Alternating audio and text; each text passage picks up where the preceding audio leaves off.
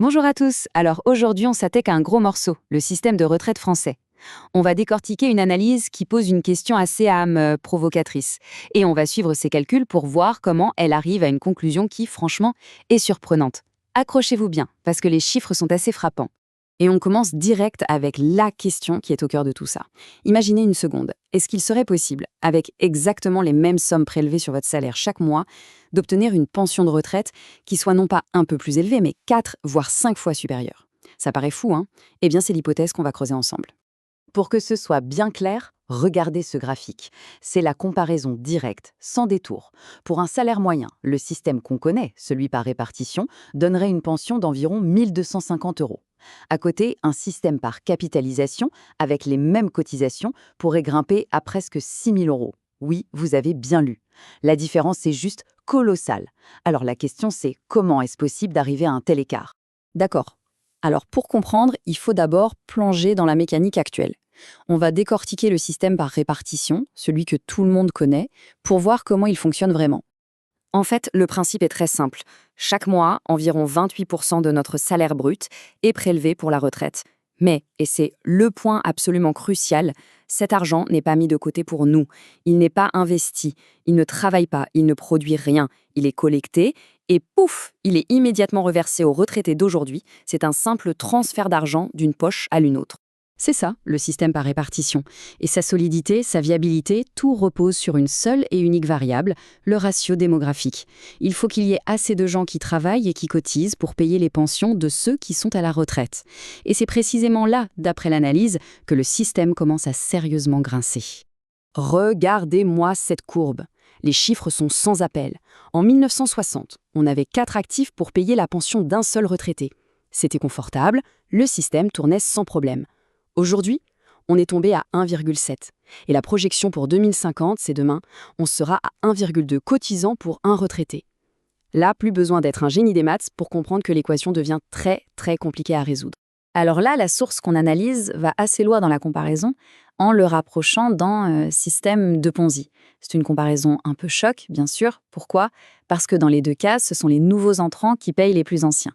Et les deux systèmes s'effondrent si le flux de nouveaux entrants se tarit.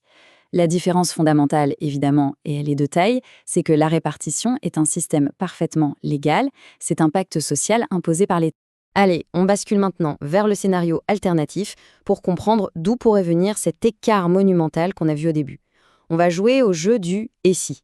Et si tout cet argent cotisé était en fait investi? C'est le principe de la capitalisation.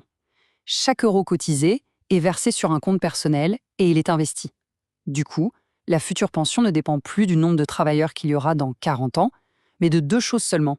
Le total des sommes versées et surtout, des gains générés par les intérêts composés au fil des décennies. Pour bien comprendre, on reprend notre exemple du salaire moyen, à 2500 euros par mois. Sur toute une carrière, disons 40 ans, avec 28% de cotisation, la somme totale versée atteint 336 000 euros. C'est une somme énorme, non? C'est notre point de départ. Maintenant, que se passe-t-il si cet argent, au lieu d'être immédiatement dépensé, est investi? En se basant sur un rendement moyen de 7% par an, ce qui est assez proche de la performance historique des marchés sur le très long terme, eh bien ces 336 000 euros ne dorment pas. C'est là que la magie des intérêts composés opère. Ils se transforment en près de 1,8 million d'euros. C'est juste spectaculaire.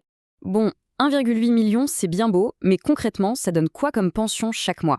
Eh bien, en appliquant une règle de gestion financière assez classique, la règle des 4%, qui permet de retirer 4% de son capital chaque année sans jamais l'épuiser, on arrive à une pension mensuelle de presque 6 000 euros. Et voilà, l'écart monstrueux qu'on a vu au début, il vient de là. Il ne sort pas d'un chapeau, il vient de la croissance de l'argent investi sur le long terme. Bien sûr, je vous entends déjà me dire « c'est bien joli tout ça, mais investir en bourse, c'est le casino, c'est ultra risqué ». C'est l'objection numéro 1 et elle est légitime. Alors regardons de plus près cette notion de risque en prenant du recul sur une très longue période. C'est LA question que tout le monde se pose, et c'est normal.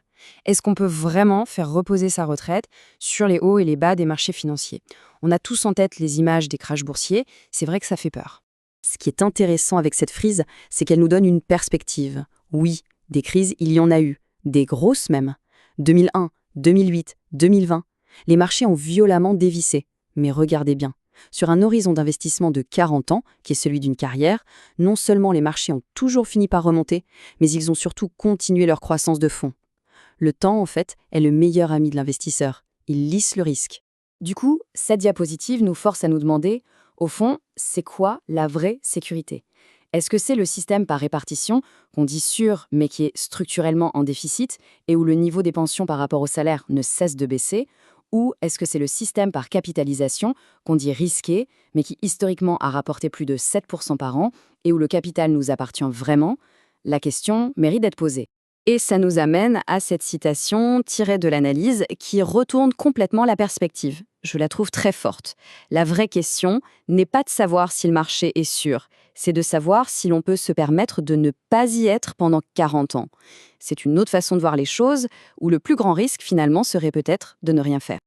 Allez, pour que ce soit encore plus parlant, on va maintenant appliquer ces deux scénarios à 3 profils de revenus bien réels, du SMIC au salaire de cadre. Voyons ce que ça donne concrètement. On commence avec un salaire au SMIC. Dans le système actuel, la pension serait d'environ 750 € par mois. Dans le scénario de la capitalisation, on grimperait à près de 3 600 €.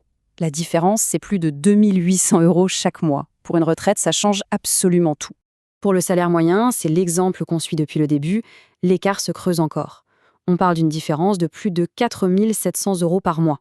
C'est ce que l'analyse appelle le coût d'opportunité, c'est-à-dire tout l'argent qui aurait pu être gagné, mais qui ne l'a pas été. Et enfin, pour un profil de cadre à 4 000 € par mois, la différence devient vertigineuse. Plus de 7 500 € par mois d'écart. Ce que ça montre, c'est que plus le salaire est élevé, plus le manque à gagner, en valeur absolue, est gigantesque.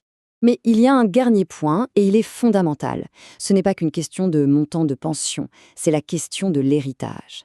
Dans notre système par répartition, quand une personne décède, tout l'argent qu'elle a cotisé pendant 40 ans de travail s'évapore. Il n'y a rien à transmettre à ses enfants. Zéro. Dans un système par capitalisation, le capital qui reste au moment du décès, et il peut être énorme, constitue un véritable patrimoine qui est transmis aux héritiers. Ce n'est pas du tout la même philosophie. Au final, quand on y pense, toute la différence spectaculaire qu'on a vue aujourd'hui repose sur un seul et même principe financier, la puissance des intérêts composés. L'analyse qu'on a décortiquée nous laisse donc avec une question assez simple mais fondamentale. L'argent qu'on cotise pour notre retraite doit-il être simplement un flux qui est dépensé dans l'instant ou doit-il être un capital qui travaille pour construire notre futur? Comme on l'a vu, la réponse à cette question a des conséquences colossales. Merci d'avoir suivi cette analyse avec nous.